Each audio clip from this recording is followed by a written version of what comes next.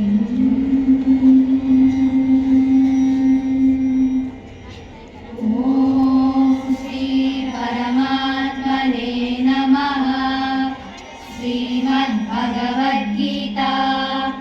अथ नवमोऽध्यायः। श्रीभगवानुवाच इदं तु ते गुह्यतमं प्रवक्ष्याम्यनसूयवे ज्ञानं विज्ञानसहितं यज्ञात्वा मोक्षसे शुभात्। राजविद्या राजगुह्यं पवित्रमिदमुत्तमं प्रत्यक्षावगमं धर्म्यं सुसुखं कर्तुमव्ययम्। अश्रद्धधानाः पुरुषा धर्मस्यास्य परन्तप अप्राप्यमानि वर्तन्ते मृत्युसंसारवर्त्मनि। मया ततमिदं सर्वं जगदौ व्यक्तमूर्तिना मत्स्थानि सर्वभूतानि न चाहन्तेष्वस्थितः न च मत्स्थानि भूतानि पश्य मे योगमैश्वरम्। भूतभृन्न च भूतस्थो ममात्मा भूतभावनः यथाकाशस्थितो नित्यौ वायुः सर्वत्र गोमहान् तथा सर्वाणि भूतानि मत्स्थानीत्युपधारय।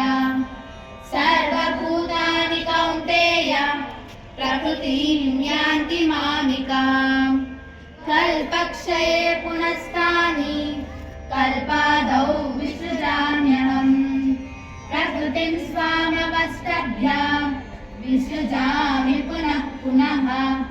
भूतग्राममिमं कृत्स्नम् अवशं प्रकृतेर्वशात् न च मान्तानि कर्माणि निबध्नन्ति धनञ्जय। उदासीनवदासीनम् असक्तं तेषु कर्मसु मया दक्षेण प्रकृतिः सूयते सचराचरम्। हेतुनानेन कौन्तेय जगद्विपरिवर्तते अवजानन्ति मां मूढा मानुषीं तनुमाश्रितम्। परं भावमजानन्तो मम भूतमहेश्वरम्। मोहाशामोहकर्माणो मोहज्ञानादिचेतसः राक्षसीमासुरीं चैव प्रकृतिं मोहिनीं श्रिताः। महात्मानस्तु मां पार्थ दैवीं प्रकृतिमाश्रिताः भजन्त्यनन्यमनसो ज्ञात्वा भूतादिमव्ययम्। सततं कीर्तयन्तो मां यतन्तस्य दृढव्रताः। नमस्यन्तस्य मां भक्त्या नित्ययुक्ता उपासते। ज्ञानयज्ञेन चाप्यन्ये यजन्तो मामुपासते। एतत्त्वेन पृथक्त्वेन बहुधा विश्वतो मुखम्। अहं प्रग्रहं यज्ञस्वदाहमहमौषधम्। मन्त्रोऽहमहमेवाज्यम् अहमग्निरहं भूतम्। पितामहस्य जगतो माता धाता पितामहः।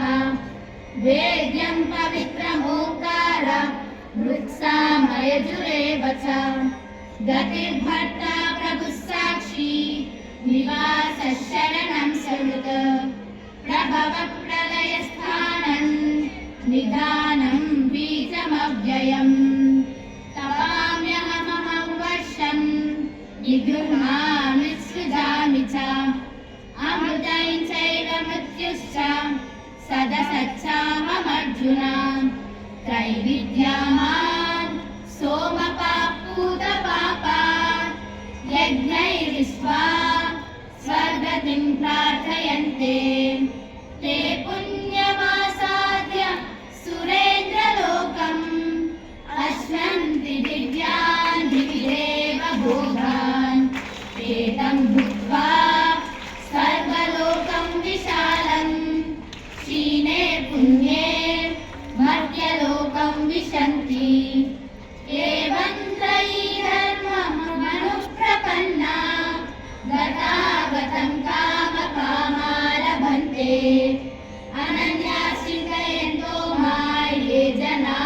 पर्युपासते तेषां नित्याभियुक्तानां योगक्षेमं वहाम्यहम् ये प्रणम्यदेवता भक्त्या यजन्ते श्रद्धयान्विताः तेऽपि मामेव कौन्तेय यजन्त्यविधिपूर्वकम् अहं हि सर्वयज्ञानां भोक्ता च प्रभुरेव च न तु मामपि जानन्ति तत्त्वेनातस्य हन्ति ते यानि देवव्रता देवान् पितॄन् यान्ति पितृव्रताः भूतानि यान्ति भूतेज्या यान्ति मद्याजिनोऽपि मान् पत्रं पुष्पं फलं तोयै यो मे भक्त्या प्रयच्छति तदहं भक्तिपरतम्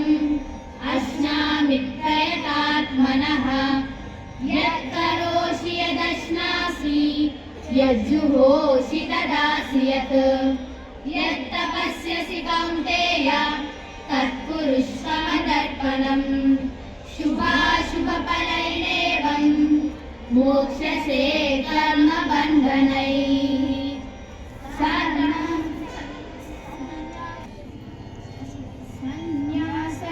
सन्न्यासयोगयुक्तात्मा विमुक्तो मामुपैष्यसि समोहं सर्वभूतेषु न मे द्वेषोऽस्ति न प्रियः ये भजन्ति तु मां भक्त्या मयि ते तेषु चाप्यहम् अपि चेत् दुराचारो भजते मामनन्यभाक् सर्वमेव समन्तव्यस्तमुपव्यवसितो हि सः ॐ तत्सदिति श्रीमद्भगवद्गीतासु उपनिषत्सु ब्रह्मविद्यायां योगशास्त्रे श्रीकृष्णार्जुनसंवादे राजविद्या राजगुह्ययोगो नाम नवमोऽध्यायः सर्वं श्रीकृष्णार्पणमस्तु हरये नमः हरये नमः हरये नमः योगेशं सच्चिदानन्दं वासुदेवं भजप्रियम् धर्मसंस्थापकं वीरं कृष्णं वन्दे जगद्गुरुं श्रीकृष्णं वन्दे जगद्गुरुं सर्वं श्रीकृष्णार्पणमस्तु।